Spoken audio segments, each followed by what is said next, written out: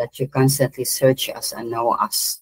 For you alone, O God, can cleanse us and purify us. So Lord, as we go into your word, make us understand, make us apply it. Lord, remove any doubts, unbelief, O Lord, and forgive us for any sins that we have done against you and to anyone. In the mighty name of your Son, Jesus Christ, we pray. Amen and amen. So Galatians chapter 1, verse 1 to 5. This letter is, I'm reading from NLT, New Living Translation. This letter is from Paul, an apostle. I was not appointed by any group of people or any human authority, but by Jesus Christ himself and by God the Father who raised Jesus from the dead. All the brothers and sisters here join me in sending this letter to the churches of Galatia. May God the Father and our Lord Jesus Christ give you grace and peace.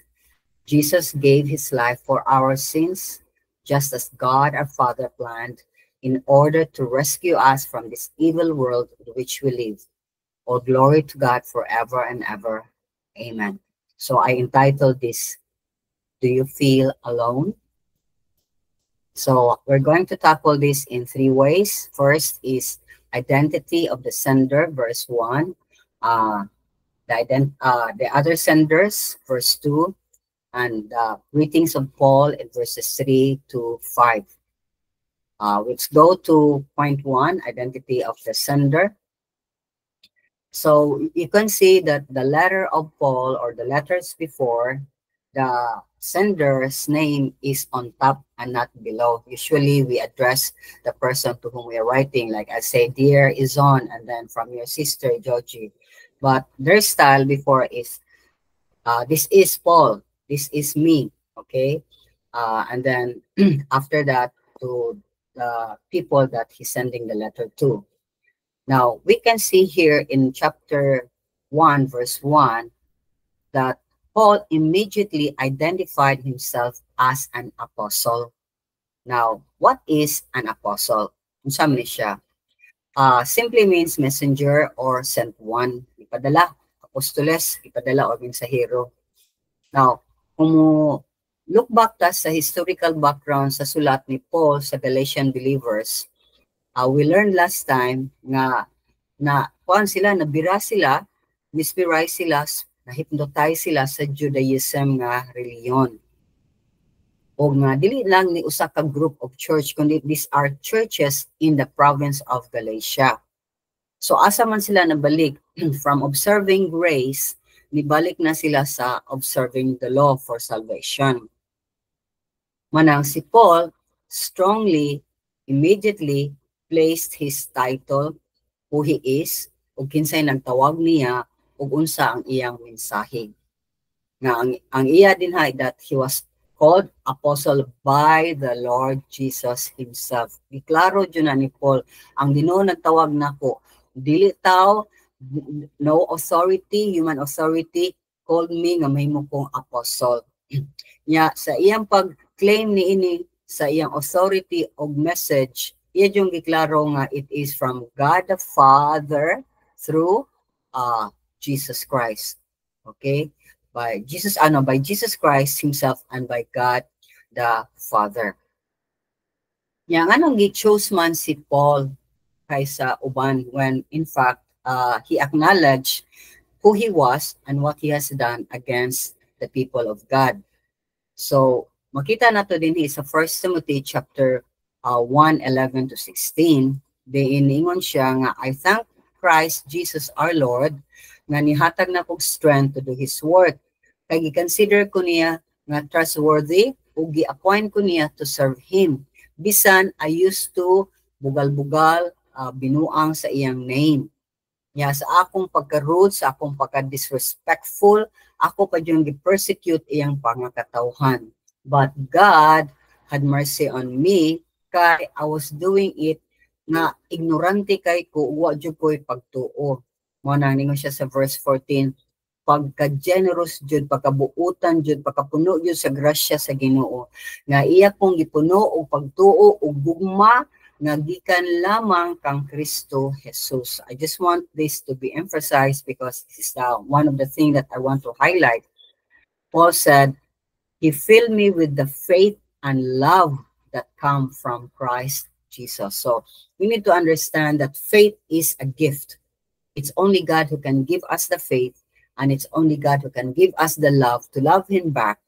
Kung mo love na ganita sa Ginoo, we can love others as well in the kind of love that Jesus Christ has for us.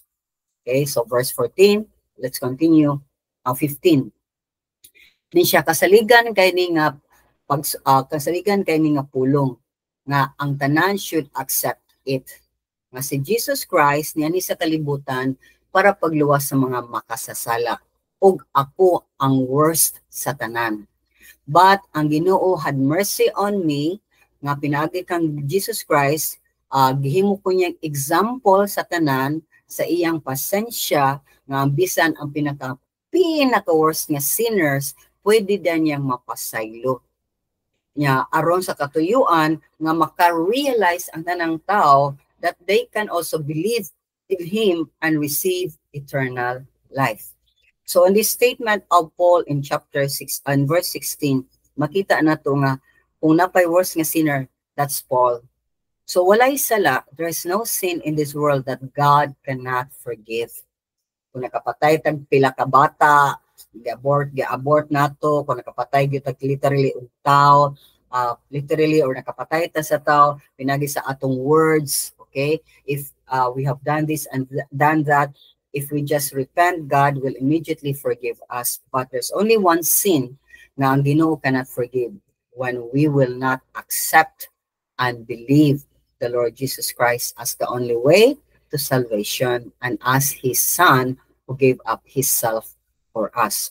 Now, sa diyang gi-emphasize ni Paul, kinsay gatawag niya o kinsay ga-appoint niya sa office of apostleship, iyang gi-declare also dili lang nga legit ang iyang pag-apostle, kundi iya sang gi-declare ang centrality sa iyang message, which is the cross, nga part jud na sa iyang theology. Makita nato na ang centrality of the message of the cross throughout sa tanan niyang letters. Kay iya jung ipakita that the cross or the death of Jesus Christ at the cross is the only way of salvation. Walay lain. So, kung i-add na to ang works of the law to the work of Jesus Christ at the cross, useless na, nakawang ang atong effort. Okay? So, as I said, in declaring that, iyang ipakita nga legit yun ang iyang apostleship. Hindi man gikan sa tao, kundi gikan sa Ginoo. And he's stressing that it was a divine calling and a divine commission. So dili lang gikan niya, dili gikan tao, kundi gikan jud sa Ginoo.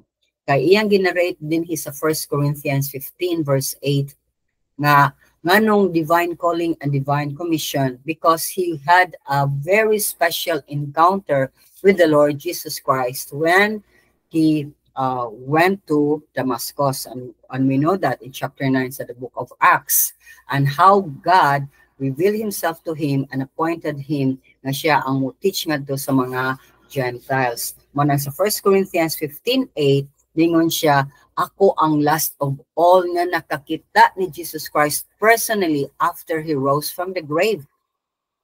Yang description niya is as to one untimely or prematurely or traumatically born, He also appeared to me. So in Acts also 9 verse 1 to 19, yes, anang sulti nga Jesus appeared to him personally. Yes, I said that already when he was going to Damascus. Okay. Now, in point number 2, we see that there were other senders aside from Paul. So nag-appeal ni sila dinhi. Kaya nakita na to sa letter sa introduction of the book of Galatia. We learned that there are two views, no, as to where it came from and when it was written. The first view was the North Galatian theory, ug ang second is the South Galatian theory. So, because we saw that last week, I also believe, and I'm inclined to believe, nga ang South Galatian theory mao gyud ang mga churches nga na-form ni Paul nga nakita asad sa Book of Acts. Okay, while the North Galatian theory, nowhere can you find any proof that Paul went to those places. So, kay mao man ni siya nga mga churches nga giform ni Paul diha sa province of Galatia. So kani sila it is said that in the South Galatian theory nga gikan ni sa Syrian Antioch in AD 48 to 49 or possibly from Corinth from AD 51 to 53. Because Paul is a very good pastor, and from the place where he wrote, he is loved by the people. They always help him, especially when there's death threat. So the believers, when they knew that they were writing to other believers, to Galatia churches, they want to connect with them. And that's why they said, Paul, include not necessarily our name, but tell them, hi, hello, we are your brothers here in Corinth or in Syria. Okay, and that's what we have when we are in Christ. We get excited sa paghimamat, sa pag-hello, sa pag-connect sa mga tao nga isag wata kaila. Because ang atong spirit mo jump bitaw, mo unite sa ilang spirit, because that is God. That is God's spirit in them, and that's God's spirit in us. So mo nang si Paul mentioned that tanang mga igsuon diring lalaki babae ni join ako in sending this letter nganha ninyo mga kasimbahanan sa Galatia. And because there are various churches sa Galatia, ang kaning letter nga gisuot ni Paul, the letter of Galatia, circular letter siya. So ito pa, basahon ni sa tanang churches in the province of Galatia nga mismo si Paul ang nagtanong. Now, and the point 3 nato are the greetings. Makita nato din nga loaded kaayo ang greetings ni Paul, verses 3 to 5. Loaded kay siya kay bisudan siya, evangelism dan siya. Evangelistic kay siya o theological kay iyang greetings. Nya, I believe, gibuhat na ni Paul para to avert ka na bang marag makuha na niya ilang attention o mapapas din itong mga wrong things na giplan sa mga Judaism, sa mga hunahuna, sa mga believers. Okay? Kaya remember sa atong background last week, ang mga Galatian believers nibalik sa observance of the law, nibalik sila reliyon, legalistic ng mga pamaagi instead of just living life by the grace of God, by the mercy of God. Because we know when we try to save ourselves or do something to save kuno ourselves, actually, wata na save, atong ihigot, atong gitalian ang atong liog, we are allowing ourselves to be condemned by God instead of to be freed by God. Okay? So, lingon din si Paul din, grace and peace to you. Okay, kung basahon na to, may God the Father and our Lord Jesus Christ give you grace and peace. So, anong nisulti siya ni ini? Now, common Greek form of greetings di ay ni ana nga panahon.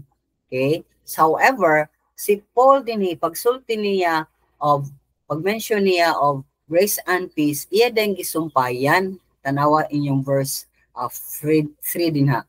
May God the Father and our Lord Jesus Christ give you grace and peace. So iyang gi-clarify nga ang grace and peace you cannot attain that, di na pwedeng maimo. You cannot have that kung dili mo hatag ang Diyos Amahan o ang atong Ginoo nga si Kristo Jesus. So iyang clarify because a lot of times we think nga ang blessing will just come to us because of our works, our good works. But remember, good works is result only of our salvation in Jesus Christ. Manang naghimo tag good works, dili aron ma-save, kundi naghimo tag good works because I am already saved. That's why dapat ang mga born again nga Christians, ang mga believers sa Ginoo, rich kay sila og good works, manang mausab jud unta kaayo ta in the eyes of other people. Nga kung mayong kag good works, you are the person that kanang dili daw, no? You are not greedy anymore. You always think of others before yourself.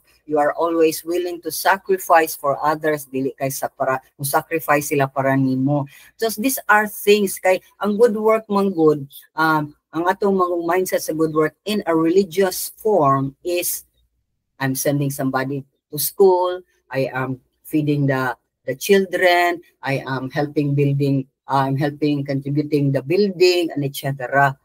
But wala din ha ang character, wala di ha ang change nga attitude.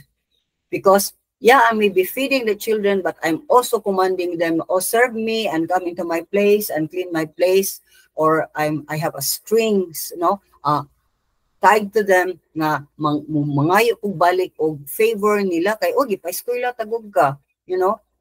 That's not the way we do things, because when we understand nga gi-receive na to ang grace sa Ginoo, which is unsa nang grace, unmerited favor sa to pa pabor nga gihatag sa Ginoo, bisag dili ko angayan kay makasasala kay kung dako dautan kay ko, and yet nakadawat ko sa grace na iya kong gipili nga malimpyuhan ko pinagi sa dugo siyang anak, and He made me understand who He is, who I am, and my need for God's salvation. Small na ang grace, and we know that if there is grace, kung makareceive ta sa grace, automatic sa na ang peace. Kaya mo, marelax naman ta, because good works to be saved causes us nga magsigira taga-struggle. Sila katag naningkamot, aron jud ko nindot ko tan-awon sa Ginoo. No, Jesus Christ already paid for my sins at the cross, so di na ko maningkamot. Ang akong paningkamutan, what I will try to do is obey, trust and obey the Lord. So when I trust and obey Him, kung sa may direction niya sa akong life, I will follow. Kung sa man ay ipabuhat na ko, bisag kibaw man ko og dili, I will follow and I will obey. So that is the way to do the good works that God wants us to do. Now, we know that peace is fruit of the Holy Spirit. Okay? So the moment we have the grace, peace will also dwell in our hearts, because the Holy Spirit immediately resides in our hearts the moment ni confess ta sa atong sin, ni believe ta ni Jesus Christ, and we ask Him, Lord, be the Lord and Master of my life. So furthermore, si Paul in verse 4 reminded them of the good news of salvation nga atong gitawag og gospel. So iyang giingnan nga Jesus gave His life for our sins, just as God our Father planned in order to rescue us from this evil world in which we live. Now, ato ning bungkagon ang verse 4. Pagsulti niya nga Jesus gave His life for our sins. Question: why did Jesus give His life for us when everyone has their own religion? Now, when I throw these questions to many young and old alike, daghan jud og answers, but it's always the wrong answer, because we are bombarded in believing that religion saves. So number one is, why did Jesus Christ give His life for our sins? Because religion, no matter what kind of religion, even if you go to a born-again religion, which is actually no religion at all, but many are going there, attending church, doing a lot of things, being in so many ministries, but they never have a personal relationship with Jesus Christ. So they just going into like a group. I go to the Catholic group right now, or I don't like it, I go to the Buddhist right now, or I don't like it, I go to Kibuloy right now, I don't like it, I go to the born again right now.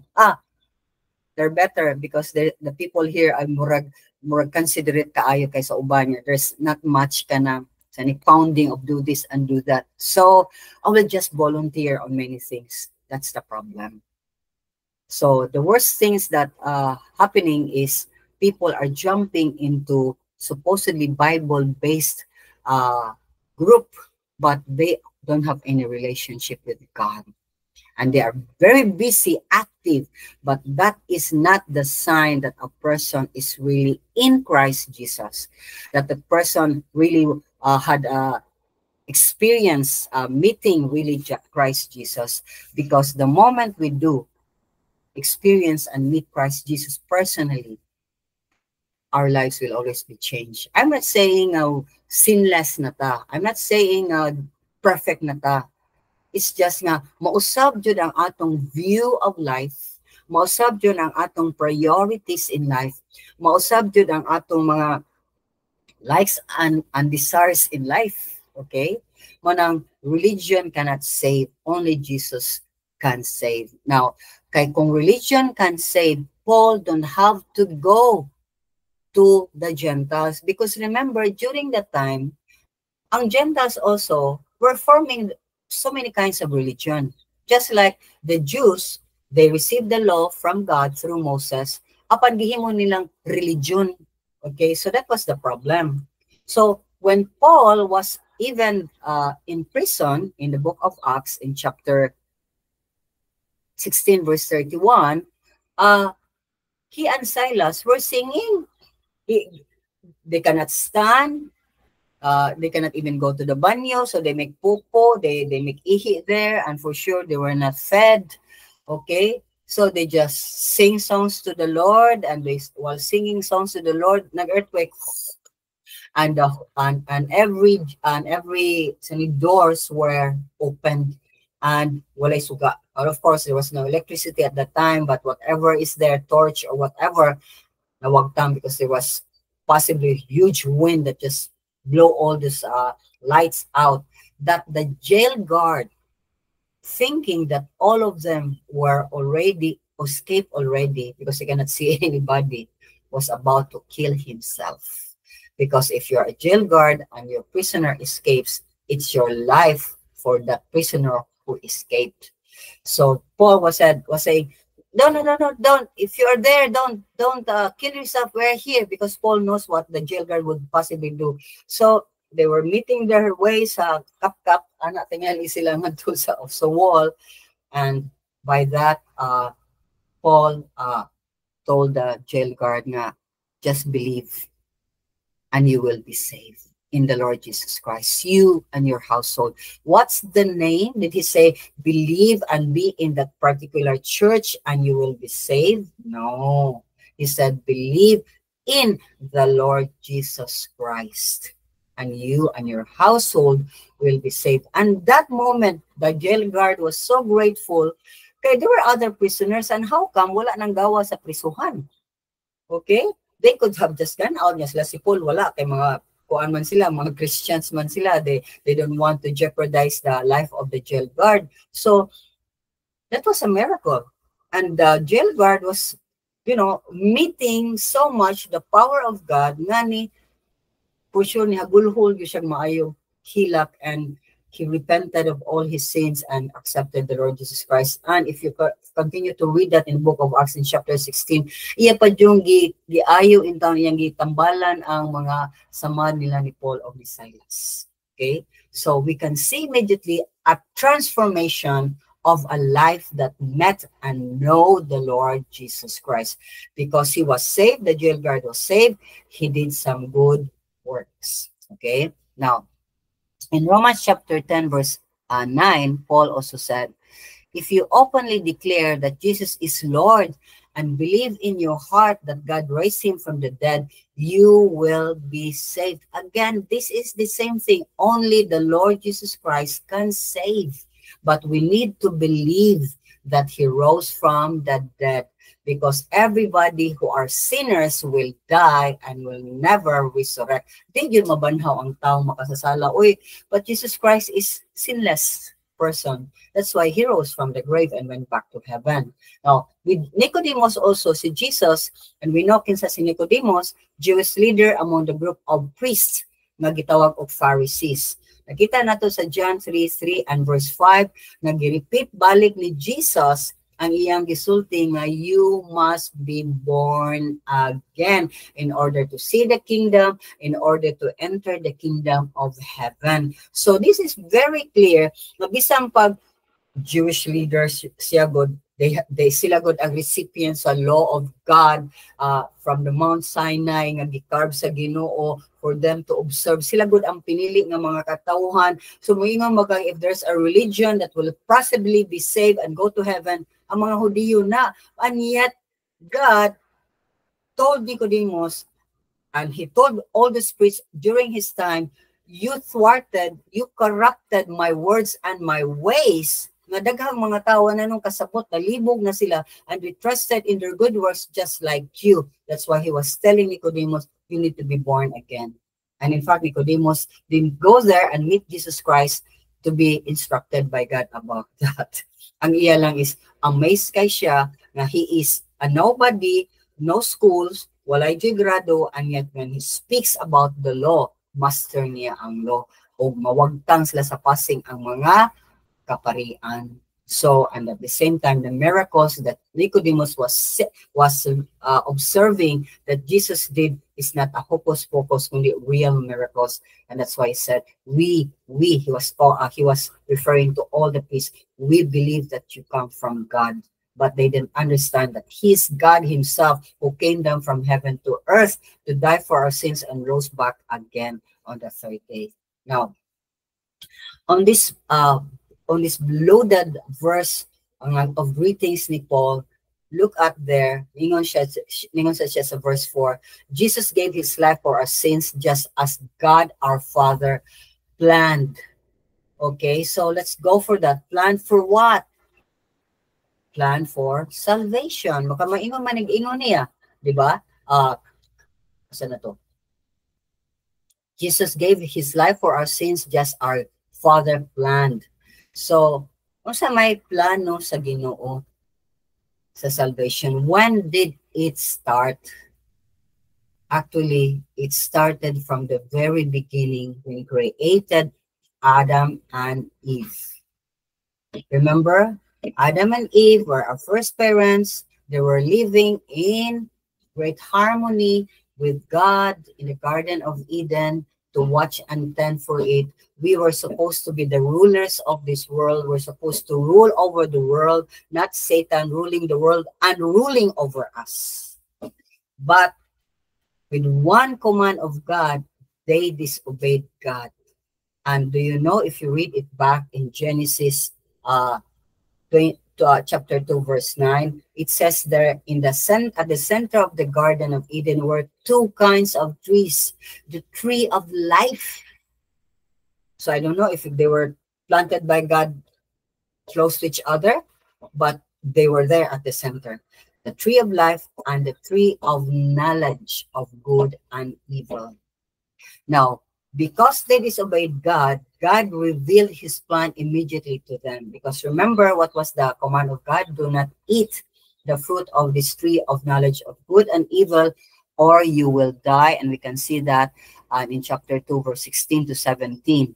And in chapter 3, verse 1 and 7, we see that they disobeyed. They really ate that fruit, and suddenly their mind was open that they were naked. So there was no shame. There was no shame. There was no fear. Nothing at all.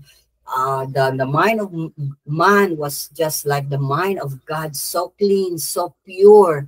But that day that they disobeyed God, nausab ang mindset sa tao. That's why we are so we're sinners in the heart and in the mind. Okay, we look at a person and we reduce the person into a slave or into a garbage, and we thought, you know, we easily do some judgment on the person, and even what we hear, we immediately amplify it. Ato nagipadakong maayo niya, ato bidyo ipanabi sa uban, and that's how dirty we are, because we inherited the wrong mindset or the corrupted mind of Adam and Eve. But remember, when God said you will die, it was their relationship with God, and because nganong namatay man ilang relationship, because the Spirit of God departed from man. Wala na diha ang Spirit of God.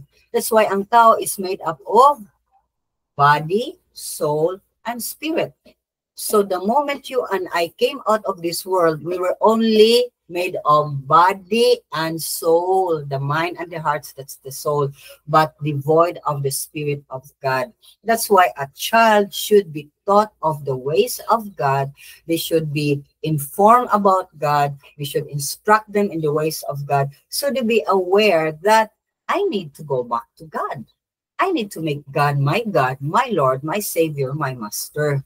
So, makita siya nato din hinga when Adam and Eve disobeyed God, they were ashamed already with each other and they hide from God.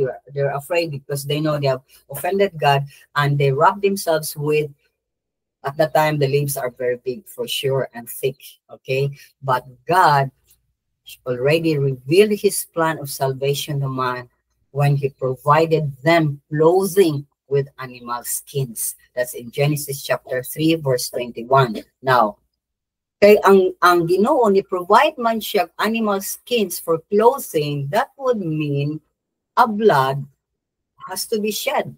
Okay?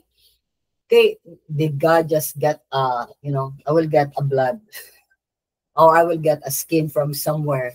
Because he was creating all animals already. We don't know what kind of animal, but definitely possibly a lamb or whatever was killed that day by God, and the blood was shed.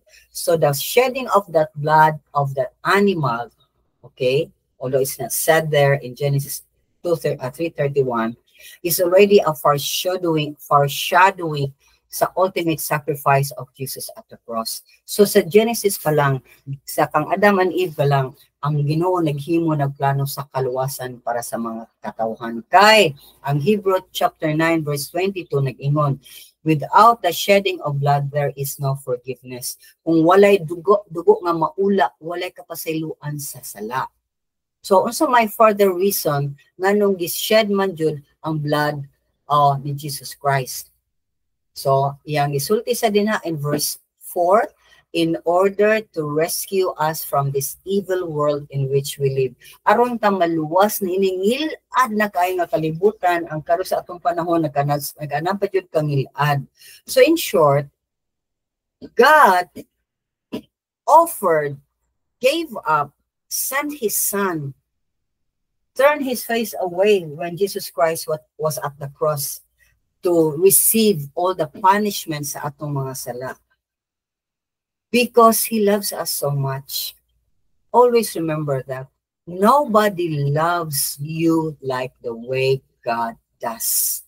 Ang Ginoo ra jud higugma na to maayo nga wa joy Satan ang di ko anong judge ko ang na siya di ko anong floor kanam na siya. Dili mo na ng Ginoo. He looks at us with a pure eyes and a heart that's pure and with the desire nga, come back to me.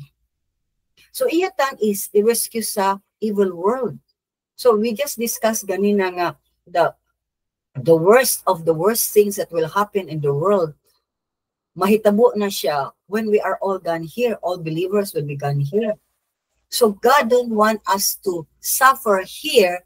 O di sad siya ganahan nga mo suffer ta there. Where is there? In hell. Because in hell, that's eternal. Of course, ang suffering din here, tribulation for 7 years.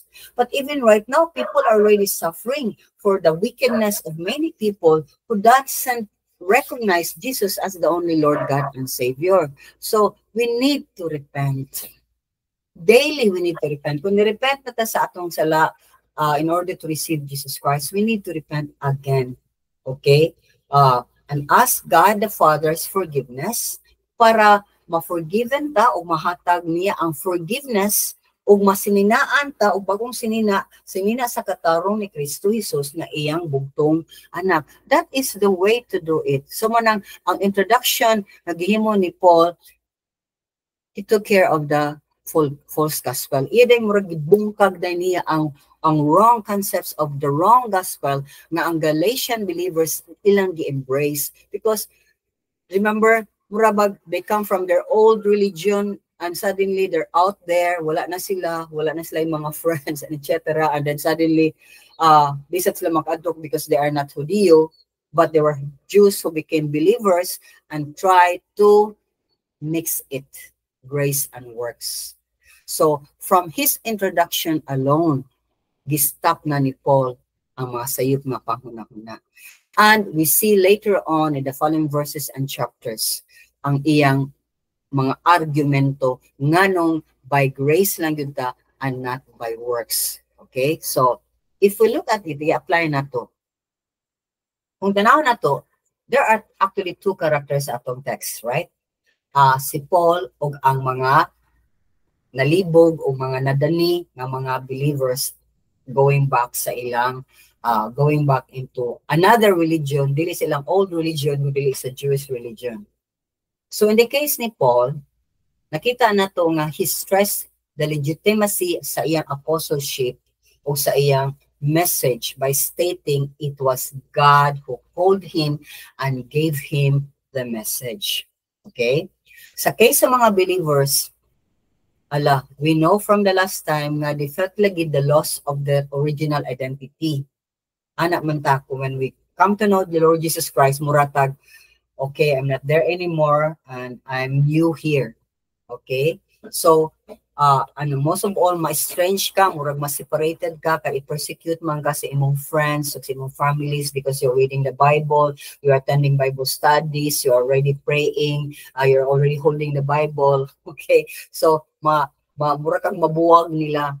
So, manang, a lot of believers, they feel as if they are naglutaw and they see the need to be connected. Kay we are made by God to become social people.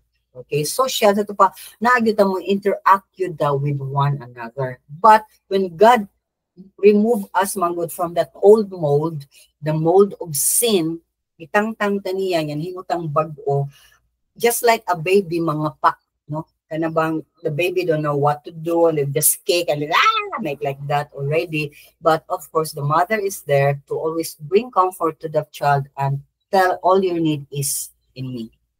Okay? So manang ginimindan sila ni Paul sa ilang new identity in Christ through the gospel. So that was what the intention of Paul was in verse 4. You are a new creation in Christ because you receive my message.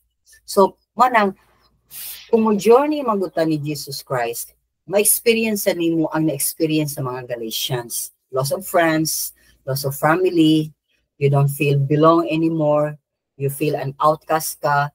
So, I'd say, natural process na sa atong pag-walk with God.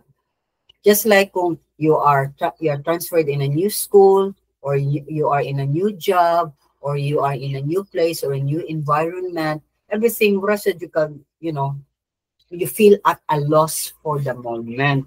But we need to understand that we are in Christ, and Christ is the rock of our salvation. Mananga, when you feel that way, you need to be ready. And tell yourself again and again, in other words, preach to yourself, I am in Christ and Christ is in me. So I'm not alone. God is in me. God will take care of me. Diba, Lord, you will take care of me. So Lord, please remove these mga doubts akong mga hunahuna. Okay, if you will not claim, receive, and believe that all these things is just the process of your new life in Christ, then, kung magpadata sa atong emotion, ang enemy will just crush us, devour us. Kilawon jud ka, way suka-suka. Okay? So, manang other things, manang mailag ka of mixing grace and law or mixing Jesus Christ and plus other gods. Okay? So, dili siya pwede. So, manang we need to remember emotion is very strong. Feelings is very strong. But utubra na siya din ha. What my facts and feelings. So that's why when you feel bad, when you feel alone, when you feel rejected, again, refresh your minds. Think of the facts or the truth that you know of. Okay, kay feelings is deceiving. Magtagay mo diha sa Isaiah 17, the heart is deceptive of all things siya ang receive na to. So we must overcome it. We know nga pag sulod biya nato ning kalibutan na we come out alone. Namin nga uban, uy, naiuban gani, twin sila, quadruplet sila. But again, they come out one by one. They didn't come out nga, three sila all together out of the world. Okay? So even dogs, even animals. So when we die, we also go one by one. In fact, most of the time, even as we travel in this life and waiting for that day will God will translate us not to sa heaven, we are doing things alone, right? Especially in our age and time, na everybody is busy with their cell phones, watching instead of talking, instead of saying, hi, how are you? How's your day? Okay, so the child comes from school or from work and the mother and the father is there or the mother is there kay busy kayo preparing, cleaning the house, preparing everything. E kaabot wala gani moingon sa mama, kumusta man ka ma? Okay ra ka dinhi ma? Wala ba ko katabang ma? Etc. Wala, everybody was just going straight to their room and from school to home to riding a jeep, riding a bus, riding an airplane, whatever. Everybody's face is in the cell phone. So mo na nga, we are in an age and time where the gap of communication is wider than the sea, higher than the sky. So mo sa na nga, if we do not focus on the Word of God and read and let our minds be transformed by the Word of God, let every hearts, every desires be changed by the Word of God, di gyud ta mga usog. Di sa gyud ta kaila sa Ginoo. A little problem will always push us out of God's equation. So mao na nga, in closing, I say, ipapuno na to atong heart with the love of God. Because every time we read the Bible, we can feel the love of God, even in His discipline. Even if you read the Old Testament, you can feel the love of God for His people, that He need to discipline them para ma-awaken sila, para mabalik sila. Naunta, as we dwell and immerse ourselves in the Word of God, may we find ourselves not wanting for anything, but only the love and the power of God in our lives. Aron diin taon ta mailad sa kahaway. Amen? So let us pray. All loving and almighty God, you are just so good. You speak to us always in a personal level. Nya, Lord, ikaw na sayod. Kung saan nimo nga imong pulong nga na-receive sa mga katawhan karon, mudusok jud, mutisok jud, mo work jud o Ginoo, because you are the Word of God, Lord Jesus. Nothing is impossible with you. So my prayers, please continue to change us. Anybody who feels lost, alone, anybody who feels number she's rejected or what, she's looking for something that she cannot even identify himself now. Lord, cause that person to know it is you that is missing in that heart. Father, meet us where we are. Even if we are not asking for you, meet all of us. And may you use this message, Lord, to reach many people. We trust you and we ask of you, in the mighty name of your Son, Jesus Christ, for all the glory, honor, praises, thanksgiving belongs to you alone. Amen and amen.